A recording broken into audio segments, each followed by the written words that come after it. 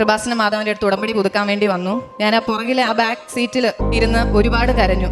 കാരണം അത്രയ്ക്ക് വിഷമം ഉണ്ടായിരുന്നു, ഭയങ്കര മാനസിക സമ്മർദ്ദം ഉണ്ടായിരുന്നു. ഇനി ഒരിക്കൽ കൂടി പരീക്ഷ എഴുതാനുള്ള മാനസികാരോഗ്യം ശാരീരിക ആരോഗ്യം എനിക്കില്ലായിരുന്നു. അത്രയ്ക്ക് സ്ട്രെസ്സും സ്ട്രെയിനും ഒക്കെ ആയിരുന്നു. അപ്പോൾ ഞാൻ മാതാവിനോട് പറഞ്ഞു, മാതാവ് എനിക്ക് ഈ തവണയും കൂടെ ഞാൻ ലാസ്റ്റായിട്ട് എഴുതിയതാ, ഇനി അടുത്ത പ്രാവശ്യത്തെ പരീക്ഷ ഞാൻ എഴുതത്തില്ല. അമ്മയ്ക്ക് ഇഷ്ടമുണ്ടെങ്കിൽ തന്നാൽ മതി.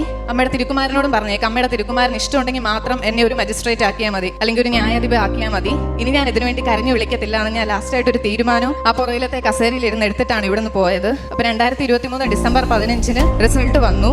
എനിക്ക് 22ാമത്തെ റാങ്ക് ആണ് ഈ പരീക്ഷയിൽ കിട്ടിയത്. അങ്ങനെ ഞാൻ അത് പാസ്സായി. ഇപ്പൊ ഞാൻ കേരള ഹൈക്കോടതിയുടെ civil judge junior division trainee ആയിട്ട് അങ്കമാലി ജുഡീഷ്യൽ അക്കാഡമിയിൽ ട്രെയിനിങ്ങിലാണ്. അപ്പൊ എനിക്ക് പറയാനുള്ളത്, മനുഷ്യരാൽ അസാധ്യം ദൈവത്താൽ സാധ്യമാണ്. ഞാൻ ഈ ഇന്റർവ്യൂ എനിക്ക് കിട്ടത്തില്ല, എനിക്ക് മജിസ്ട്രേറ്റ് ആവാൻ പറ്റത്തില്ല, ഇതെന്റെ ലാസ്റ്റ് അറ്റംപ്റ്റ് ആണ് എന്ന് പറഞ്ഞ് ഞാനൊരു വിധി എഴുതിയതാണ്. അമ്മ മാതാവ് തിരുക്കുമാരനിലൂടെ മാറ്റി എഴുതി എന്നെ ഇങ്ങനെ ഇപ്പൊ ഈ ഒരു വലിയ പദവിയിൽ നിർത്തിയിരിക്കുന്നത്.